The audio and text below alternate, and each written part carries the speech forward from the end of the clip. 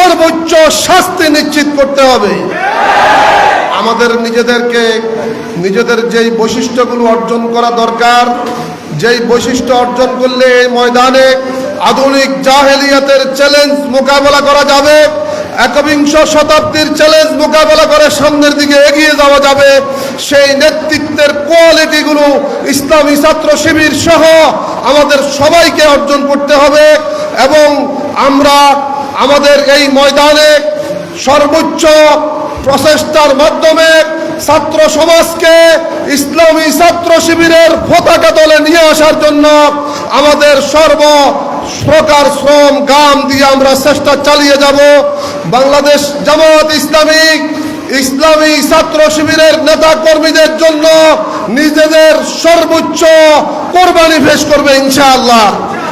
আমি মনে করি আমাদের দায়িত্ব হচ্ছে ছাত্র শিবিরের কাজকে সামনের দিকে এগিয়ে নিয়ে যাওয়া।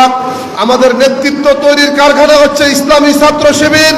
আমরা সেই দুর্জয় কাফেলাকে সামনের দিকে এগিয়ে নিয়ে যাওয়ার জন্য লজিস্টিক সাপোর্ট, ফাইন্যান্সিয়াল সাপোর্ট থেকে শুরু করে যা যা দরকার আমরা সব করার জন্য সচেষ্ট থাকবো ইনশাআল্লাহ। আজকের এই ঈদ প্রীতি সমাবেশে সকলকে ধন্যবাদ। কেন্দ্রীয় সভাপতির সুস্থতা, দীর্ঘ নেক হায়াত, তিনি সদ্য হজ করে এসেছেন আল্লাহর পথ থেকে, এবং কেন্দ্রীয় নেতৃবৃন্দ সহ আজকের সকল মেহমান এবং উপস্থিতিদেরকে বাংলাদেশ জামাত ইসলামী ফেনী জেলার পক্ষ থেকে আবারও ঈদের শুভেচ্ছা, ঈদ মোবারক জানিয়ে আমার বক্তব্য এখানে শেষ করছি। ওয়া আখির দাওয়াহুম আলহামদুলিল্লাহি রাব্বিল আলামিন।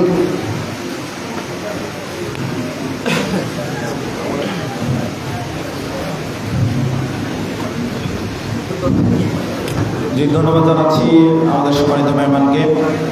সম্মানিত উপস্থিতি, এই পর্যায়ে আমাদের সামনে বক্তব্য নিয়ে আসার জন্য অনুরোধ করছি এদেশের মেধাবীদের প্রিয় ঠিকানা শহীদ ঈদগাহ বাংলাদেশ ইসলামী ছাত্র শিবিরের মোহতারাম কেন্দ্রীয় সভাপতি, ছাত্রনেতা, আমাদের প্রিয় রাহবার জাহিদুল ইসলাম ভাইকে তার মূল্যবান বক্তব্য পেশ করার জন্য অনুরোধ করছি।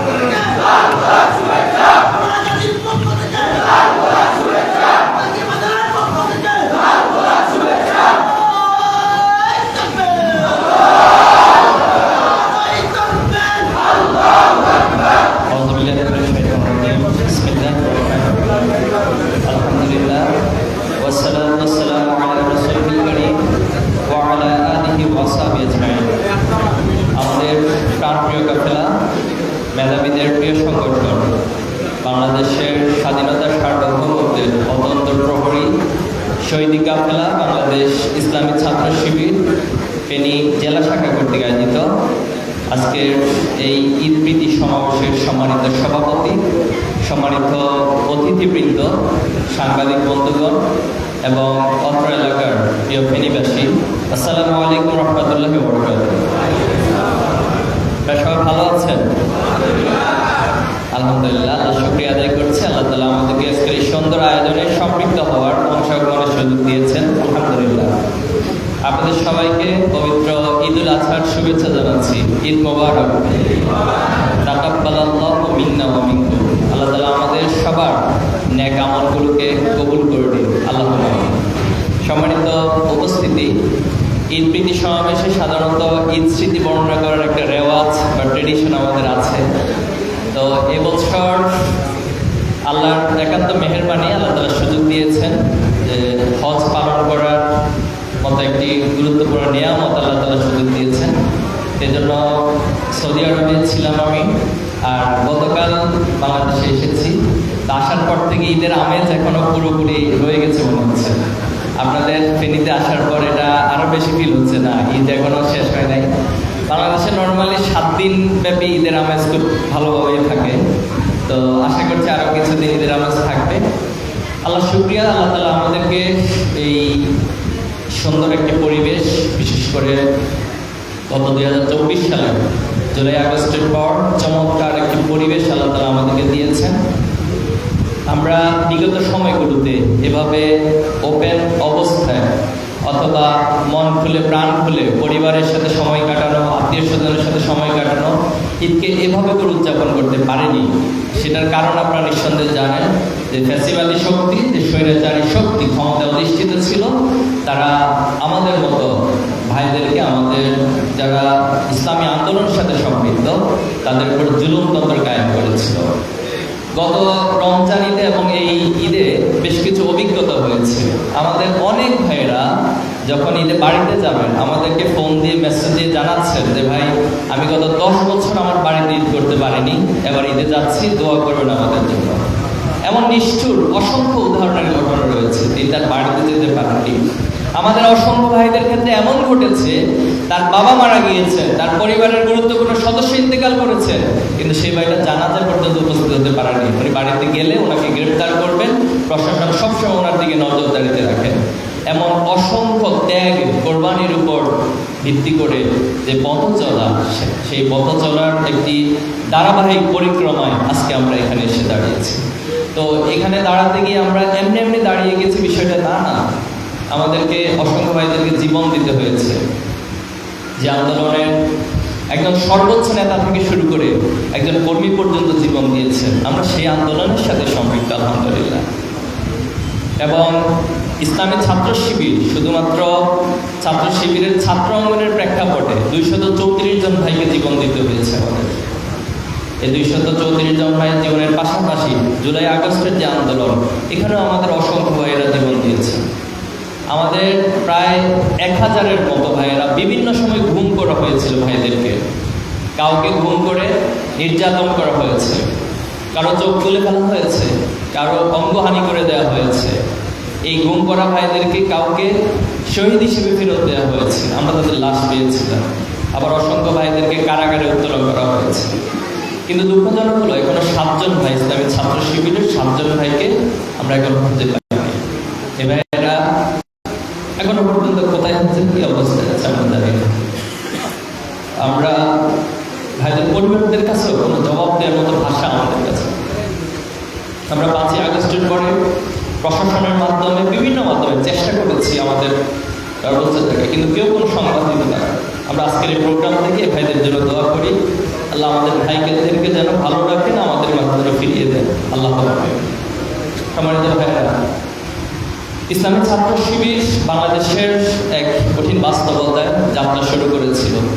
1977 সালে বাংলাদেশ ইসলামী ছাত্র শিবির ঢাকা বিশ্ববিদ্যালয় কেন্দ্রের জামি মসজিদ থেকে তার যাত্রা শুরু করে। সেই প্রেক্ষাপটটা বাংলাদেশ একটা অস্থিরতম সময় পার করছিল।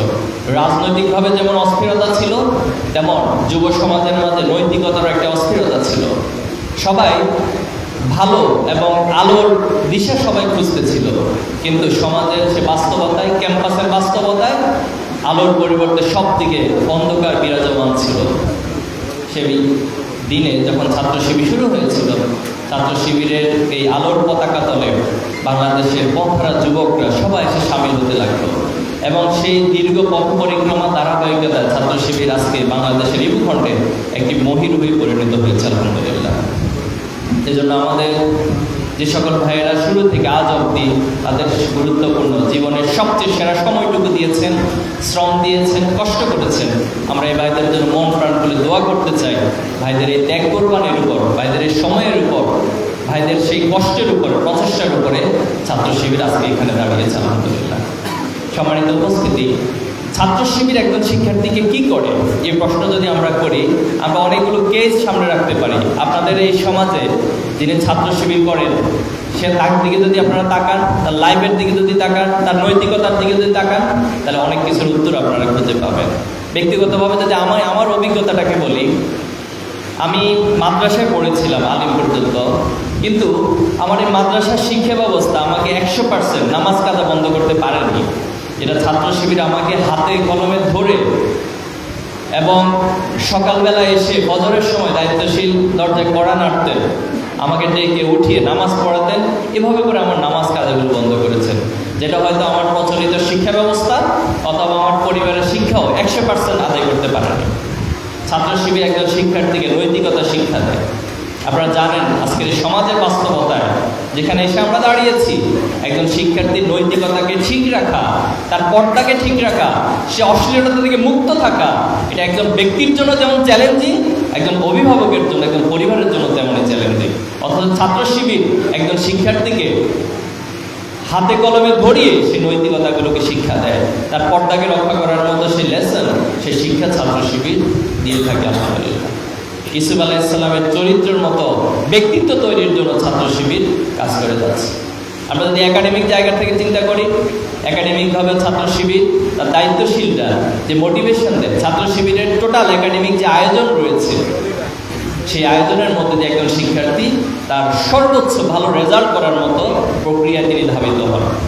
এভাবে করে ছাত্র শিবির সেই শুরু থেকে আমাদেরকে ভালো রেজাল্ট করা, দাখিল, আলিম, এসএসসি, ইন্টারমিডিয়েটে ভালো রেজাল্ট করা, বিশ্ববিদ্যালয়, মেডিকেলে ভর্তি হওয়ার জন্য যে অনুপ্রেরণা জাগানো, এবং শুধু অনুপ্রেরণা না, সেই সকল আয়োজনগুলো করে দেওয়া, এর মধ্যে দিয়ে ছাত্র শিবির একাডেমিকলি একজন শিক্ষার্থীকে গড়ে তোলে। আলহামদুলিল্লাহ।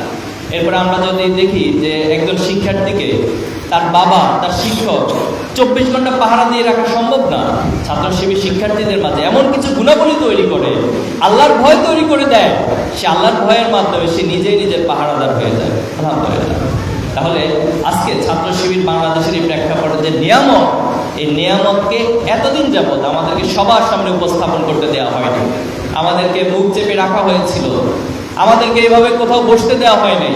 আমরা 5 জন কোথাও মিলে বসে আলোচনা করি, সেটাকে গোপন বৈঠক বলে, সেটাকে জঙ্গি বৈঠক বলে আমাদেরকে গ্রেফতার করা হয়েছে। আজকে আলহামদুলিল্লাহ, আল্লাহ তাআলা এই দীর্ঘ পথ পাড়ি দিয়ে যে একটা সুযোগ সম্ভাবনার ধার আমাদের সামনে উন্মুক্ত করেছে। আমরা বিশ্বাস করি আল্লাহ তাআলা এই পথ চলাকে তার চূড়ান্ত মাকসুদে পৌঁছার তৌফিক দেবেন ইনশাআল্লাহ। সম্মানিত উপস্থিতি, আমাদের এই পথ চলতে গিয়ে আমাদেরকে বিভিন্নভাবে প্রোপাগান্ডার শিকার হতে হয়েছে। আমাদেরকে কখনো বলা হয়েছে রক্কাটা, কখনো আমাদেরকে বলা হয়েছে রাজাকার, কখনো আমাদেরকে নতুন নতুন বিভিন্ন শব্দ দিয়ে মিথ্যাচার করা হয়েছে আমাদের প্রতি। কিন্তু তাদের সেই মিথ্যাচারগুলো আজকে সমাজের মানুষ প্রত্যাখ্যান করেছে। ছাত্র শিবির তার আদর্শিক জায়গা থেকে, ছাত্র শিবির তার নৈতিকতার জায়গা থেকে, তার বাস্তব সাক্ষ্যের জায়গা থেকে সমাজের মানুষের কাছে নিজেকে উপস্থাপন করার কারণে এই সমাজ ছাত্র শিবিরকে গ্রহণ করেছে। আপনারা আজ থেকে যদি 1500 বছর আগে যান, যে প্রিয় নবী হযরত মুহাম্মদ মুস্তাফা সাল্লাল্লাহু আলাইহি সাল্লাম, যিনি ছিলেন পৃথিবীর সবচেয়ে সেরা মানুষ, সেই সেরা মানুষটিকেও শুধুমাত্র রাজনৈতিক কারণে, শুধুমাত্র তাদের ক্ষমতার কারণে, শুধুমাত্র তাদের ব্যক্তিগত স্বার্থের কারণে, দুনিয়াবী স্বার্থের কারণে সেই সেরা মানুষটিকে পাগল বলতে তারা কার্পণ্য করেনি। কিন্তু আলটিমেটলি তাদের এই সমস্ত মিথ্যা প্রোপাগান্ডা কখনোই টিকে থাকেনি, বরং রাসূলুল্লাহ সাল্লাল্লাহু আলাইহি সাল্লাম যাকে বিভিন্ন প্রোপাগান্ডা দিয়ে চেষ্টা করেছিল নির্মূল করে দেওয়ার জন্য, উৎখাত করে দেওয়ার জন্য, বিভ্রান্ত ছড়ানোর জন্য, কিন্তু সেই প্রোপাগান্ডাগুলোই বরং তাদের জন্য হিতে বিপরীত হয়েছিল। মানুষ দেখতে যায় যে মোহাম্মদ পাগল, দেখে আসে পাগলটা কেমন, কিন্তু যখন এই পাগলকে দেখতে যায়, পাগলের সাথে দুনিয়ার এই সিস্টেমের পাগলের সাথে তো মিল পায় না, তখন একটা বিশেষত্ব খুঁজে পায় এবং তার কাছে তারা ঈমান আনয়ন করেছিল। আল্লাহ সাল্লাল্লাহু আলাইহি সাল্লামকে জাদুকর বলা হয়েছিল। যখন তারা সেই জাদুকরকে দেখতে যেত, বলতো দুনিয়ার জাদুকর আর এই জাদুকরটা এক নয়, তখন তারা আল্লাহ রাসূলুল্লাহ সাল্লাল্লাহু আলাইহি সাল্লামের কাছে ঈমান এনেছিল। এভাবে করে মিথ্যা সবসময় ধূলিসাৎ হয়ে যায়। আমরা বিশ্বাস করি যে আমাদের যে লক্ষ্য এবং উদ্দেশ্য, আমরা সেই লক্ষ্য এবং উদ্দেশ্যের পথে এগিয়ে যাচ্ছি। আমাদের আলটিমেট লক্ষ্য এবং উদ্দেশ্য হচ্ছে আল্লাহর এই জমিনে আল্লাহর দ্বীন প্রতিষ্ঠা করা এবং এর মধ্যে দিয়ে আল্লাহর সন্তুষ্টি অর্জন করা। আমাদের লক্ষ্য স্থির রয়েছে। আমাদের পথ চলাটা বেশ দুর্গম, এটা আমরা জানি। এই পথটা কখনোই মসৃণ ছিল না, এটা একটু কাঠিন্য, এটা সবসময় বাধা বিপত্তি অতিক্রম করে যেতে হয় এবং আমাদের গন্তব্য খুব নিকটে ইনশাআল্লাহ। এজন্য আমরা বিশ্বাস করি ইসলামী ছাত্র শিবিরের এই পথ চলায় যারা অতীত থেকে শিক্ষা গ্রহণ করেনি, তারা যেমন ছাত্র শিবিরকে মোকাবেলা করতে গিয়ে তাদের নিজেদের বিপর্যয় ডেকে এনেছে, অদূর ভবিষ্যতেও ছাত্র শিবিরকে যদি কেউ আদর্শিকভাবে মোকাবেলা না করে এই সমস্ত প্রোপাগান্ডা এবং জুলুমতন্ত্র দিয়ে মোকাবেলা করতে চায়, তাহলে তাদের পরিণতিও অতীতে যেভাবে হয়েছে ঠিক একইভাবে হবে ইনশাআল্লাহ। সম্মানিত উপস্থিতি, জুলাই আন্দোলন আপনাদের মনে আছে? মনে আছে। ফেনীবাসী জুলাই আন্দোলনে ছিল। বাংলাদেশের ভবিষ্যৎ হলো জুলাই আন্দোলনের স্পিরিট ইনশাআল্লাহ, এবং জুলাই আন্দোলনের স্পিরিটের সাথে ইসলামের স্পিরিট ওতপ্রোতভাবে জড়িত রয়েছে। আজকে যদি প্রশ্ন করা হয় জুলাই আন্দোলনের সবচেয়ে বেশি যে স্প্রিয়াটা সবার মাঝে কাজ করেছে যে আমি শহীদ হয়ে যাব কিন্তু এরপর অন্যায়ের কাছে মাথা নত করবো না, এটা তো ইসলামের শিক্ষা ছিল। ইসলাম এই শিক্ষাটাই যুগ যুগ ধরে সবসময় দিয়ে এসেছে, ঐতিহাসিকভাবে দিয়ে এসেছে যে আমরা অন্যায়ের কাছে কখনো মাথা নত করবো না, আমরা প্রয়োজনে যে জীবন দিব কিন্তু এরপরও আমরা সেখানে সত্য এবং ন্যায়ের পক্ষে থাকবো। এই জন্য জুলাই আন্দোলনের শাহাদাতের তামান্না, শাহাদাতের স্পিরিট। আপনারা এখানে সোনাগাজীতেও শহীদ সাকিব শাহাদাত বরণ করেছে এবং মহিপালে 4 আগস্টের ঘটনা একসাথে অনেকজন ভাইয়েরা শহীদ হয়েছেন, অনেক ভাইয়েরা আহত অবস্থায় রয়েছেন। সোনাগাজীতে 3 জন, এই সোনাগাজীতে 3 জন ভাই শাহাদাত বরণ করেছেন। আজকে যদি এই শহীদ পরিবারের কাছে যাওয়া হয়, তাদের কাছে জিজ্ঞেস করা হয় যে আপনারা কি চান, তারা হয়তো তাদের সন্তানকে ফেরত চাইবে, কিন্তু সেটা কি আমরা দিতে পারবো? সেটা কি দেওয়া সম্ভব? কিন্তু তারা যদি চায় যে আমার সন্তান যে জন্য শহীদ হয়েছে, কি জন্য শহীদ হয়েছে, আমার সন্তান এই সমাজ থেকে জুলুমতন্ত্রকে নির্মূল করার জন্য শহীদ হয়েছে, এই সমাজ থেকে ফ্যাসিবাদকে নির্মূল করার জন্য শহীদ হয়েছে, আমার সন্তান শহীদ হয়েছে যেন এই সমাজে ন্যায় এবং ইনসাফ প্রতিষ্ঠিত হয়। কেমন ন্যায় এবং ইনসাফ? যে ন্যায়ের জন্য, সৎ ন্যায় বিচারের জন্য আপনাকে দলীয় ব্যক্তিদের কাছে, কোনো ক্ষমতাসীন ব্যক্তিদের কাছে পিছনে পিছনে ঘুরতে হবে না, বরং ন্যায় বিচার ওমর রাদিয়াল্লাহু তাআলার শাসন আমলে যেভাবে করে মানুষের দৌড়গোড়া এসে ন্যায় বিচার পৌঁছে দিয়েছে, মানুষকে তার অধিকার পৌঁছে দিয়েছে, এমন একটি সমাজ আমরা প্রতিষ্ঠা করতে চাই। আমরা চান তো সেটা? তাহলে সেটা যদি চাই, আমরা কি পিছু হটার কোনো সুযোগ আছে? আর পিছু হটার সুযোগ নেই। সে জুলাই আন্দোলনে যখন আমরা বিভিন্ন কর্মসূচি প্রণয়নের জন্য বসতাম, তখন আমরা মাঝে মাঝে নিজেদের মধ্যে খেই হারিয়ে ফেলতাম। আমরা অনেক বেশি অস্থির হয়ে উঠতাম যে আমাদের এক একটি সিদ্ধান্ত কতজন ভাইদের জীবন সেটার সাথে জড়িত রয়েছে। আমরা কি পিছিয়ে যাব? এভাবে করে শাহাদাতের ঘটনা আর কত বড় হবে? এভাবে রক্ত আর কত দিব? তাহলে কি আমরা কি পিছিয়ে যাব নাকি আমরা সামনে এগিয়ে যাব? তখন আমরা বদর যুদ্ধের সেই দিনগুলোকে স্মরণ করতাম। আপনারা নিঃসন্দেহে জানেন যে বদর যুদ্ধ এমন একটা অসম যুদ্ধ ছিল। আল্লাহ রাসূলুল্লাহ সাল্লাম তখন আল্লাহর কাছে ফরিয়াদ করতেন, মুনাজাত করে দোয়া করতেন যে আল্লাহ, আজকে এই ছোট্ট বাহিনীটি বিশাল অস্ত্রে সজ্জিত বাহিনীর বিপক্ষে দাঁড়িয়েছে, আজকে যদি তুমি আমাদেরকে সাহায্য না করো তাহলে আমাদের দুনিয়ার কোনো সামর্থ্য নেই আমরা এটাকে মোকাবেলা করবো। আর যদি আজকে এই ছোট্ট বাহিনীটি পরাজিত হয় তাহলে এই দুনিয়াতে তোমার কথা বলার মতো মানুষ থাকবে না। আপনারা দেখেছেন সে সময়ে ব্লক রেড দিয়ে গণহারে এবং ছাত্র পরিষদ দেওয়াটা আমাদের জন্য একটা লজ্জার বিষয় হয়ে দাঁড়িয়েছে, আমাদের জন্য একটা কঠিন বিষয় হয়ে দাঁড়িয়েছে যে আমি একজন ছাত্র, এই পরিচয়টা দেওয়া যাচ্ছিল না। যেখানে যেভাবে ছাত্র যাদেরকে পাচ্ছিল তাদেরকে গণহারে গ্রেপ্তার করছিল, তাদেরকে রিমান্ডে নিয়ে কঠিন নির্যাতন করেছিল, তাদেরকে ক্রস ফায়ার দিয়ে হত্যা করা হয়েছিল, অনেক লাশগুলোকে গুম করে ফেলা হয়েছিল। তাহলে সম্মানিত উপস্থিতি, আমরা আপনাদের কাছে অনুরোধ করবো এই জুলাইকে আমরা ভুলে যাব না, এই শহীদদেরকে আমরা ভুলে যাব না। এই শহীদের রক্তের কাছে আমাদের দায় রয়েছে। এই শহীদের রক্তের দায় থেকে আমরা অদূর ভবিষ্যতে এই বাংলাদেশে একটি ন্যায় এবং ইনসাফের বাংলাদেশ কায়েম করতে চাই। আল্লাহ আমাদের অবশ্যই সহায় হবেন ইনশাআল্লাহ। সংগ্রামী উপস্থিতি, আমি আমার কথা শেষ করব যে এই ফেনীতে আলহামদুলিল্লাহ আপনারা কাজ করছেন, ইসলামের ছাত্র শিবিরের যারা জনশক্তি দায়িত্বশীল ভাইরা এখানে আছেন, আমরা আমাদের আদর্শকে সবার মাঝে পৌঁছে দেব। আমরা আপনাদের কাছে অনুরোধ রাখতে চাই, আমরা সবার হয়ে উঠতে চাই। সেই সবার হয়ে ওঠাটা রাসূলুল্লাহ সাল্লাল্লাহু আলাইহি সাল্লামের আদর্শ থেকে আমরা শিখেছি। আল্লাহ রাসূলুল্লাহ সাল্লামকে আল্লাহ তাআলা রাহমাতুল লিল আলামিন হিসেবে স্বীকৃতি দিয়েছেন, তিনি জগৎবাসীর জন্য রহমত স্বরূপ ছিলেন। এজন্য এই সমাজে, এই রাষ্ট্রে, এই ফেনীতে যারাই আছে আমরা সবার জন্য রহমত স্বরূপ করব। কেউ হয়তো আমাকে সাপোর্ট করবে, কেউ হয়তো আমাকে সাপোর্ট করবে না, কেউ হয়তো আমার কাছে থাকবে, কেউ হয়তো আমার দূরে থাকবে, কেউ হয়তো আমাকে সাপোর্ট করবে, কেউ আমার বিরোধিতা করবে, কিন্তু আমরা সবাইকে আল্লাহ রাসূলুল্লাহ সাল্লামের শিখানো যে আদর্শ, রহমত দিয়ে, সেই ভালোবাসা দিয়ে, উদারতা দিয়ে আমরা সবাইকে ইসলামের আদর্শে, ইসলামের ছায়া দ্বারা ডেকে নিয়ে আসবো। পারা যাবে ইনশাআল্লাহ। আরেকটা কথা মনে রাখতে হবে, যে কোনো আদর্শের বিপ্লব শুধুমাত্র মিছিল এবং স্লোগান দিয়ে হয় না, শুধু সমাবেশ দিয়ে কোনো একটা আদর্শের চূড়ান্ত বিজয় হয় না।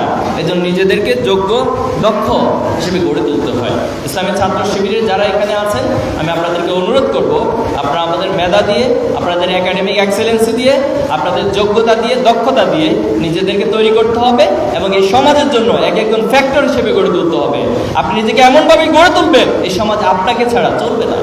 আপনি নিজেকে সেভাবে করে গড়ে তুলতে হবে।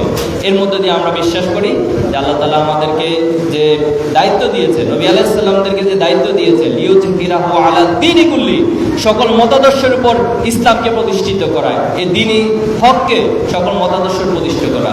আমরা বিশ্বাস করি আমরা আমাদের সর্বোচ্চটুকু দিকে চেষ্টা করে এই আধুনিক যে জাহিলিয়াত রয়েছে, এই জাহিলিয়াতকে চ্যালেঞ্জ করে ইসলামের শ্রেষ্ঠত্ব প্রমাণ করা এবং ইসলামকে এই জমিনে প্রতিষ্ঠিত করা, এটা আমার চূড়ান্ত লক্ষ্য।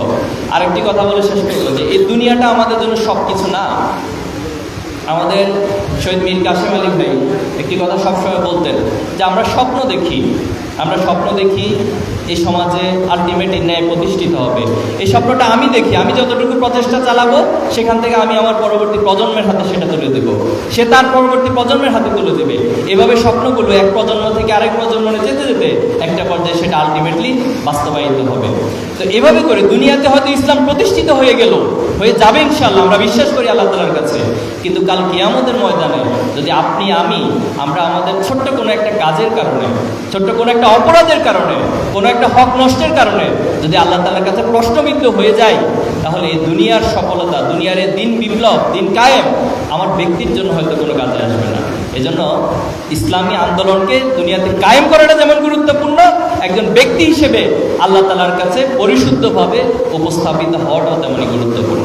আল্লাহ রাসূলুল্লাহ সাল্লাল্লাহু আলাইহি ওয়াসাল্লাম একদিন সাহাবায়ে আজমাইনে বসা ছিলেন, সবার সামনে হঠাৎ প্রশ্ন করলেন যে দুনিয়ার সাথে আমার কি সম্পর্ক। তখন সবাই তাকিয়ে রয়েছে, আল্লাহ রাসূলুল্লাহ সাল্লাল্লাহু আলাইহি ওয়াসাল্লাম নিজে কি উত্তর দেন। তখন তিনি নিজে আবার উত্তর দিচ্ছেন একটা উপমার মাধ্যমে, একটা উদাহরণ দিয়েছিলেন যে দুনিয়ার সাথে আমার সম্পর্ক হচ্ছে তেমন কোন একজন পথিক যদি দীর্ঘ পথ অতিক্রম করার জন্য বের হয় মরুভূমির মধ্য দিয়ে, প্রতিমধ্যে সে একটাই গাছ দেখতে পেল, গাছের ছায়া দেখতে পেল, এই গাছের ছায়া সে সামান্য কিছু সময় বিশ্রাম নেয়, বিশ্রাম নিয়ে আবার সে তার দীর্ঘ পথ অতিক্রম করার জন্য, তার গন্তব্যে পৌঁছার জন্য যাত্রা শুরু করে দেয়।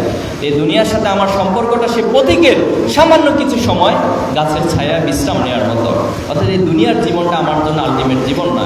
যেন আমরা যেন আল্লাহ তাআলার কাছে একজন পরিশুদ্ধ মানুষ হিসেবে ওয়াসিকাল্লাযিনা তাকাউ রাব্বাহুম ইলাল জান্নাতি যুমারা, আল্লাহ যেন আমাদেরকে জান্নাতে সংবর্ধনা দিয়ে, ফেরেশতাদের মাধ্যমে সংবর্ধনা দিয়ে আমাদেরকে জান্নাতে শামিল করে। আমরা আল্লাহর কাছে সেই প্রত্যাশা করছি, সেই দোয়া করছি, এবং আজকে যেভাবে করে আমরা এখানে একত্রিত হয়েছি, কাল কিয়ামতের মাঠে আল্লাহ তাআলা আমাদেরকে সবাইকে একসাথে করে তার জান্নাতের জন্য কবুল করেন। আল্লাহুম্মা আমিন। আপনাদের সবাইকে অনেক অনেক ধন্যবাদ এই আয়োজনের জন্য। যারা কষ্ট করেছেন, সুন্দর আয়োজন আমাদেরকে উপহার দিয়েছেন, তাদেরকে আন্তরিকভাবে ধন্যবাদ, কৃতজ্ঞতা জানিয়ে আমার কথা এখানে শেষ করছি। আসসালামু আলাইকুম ওয়া রাহমাতুল্লাহি ওয়া বারাকাতুহু।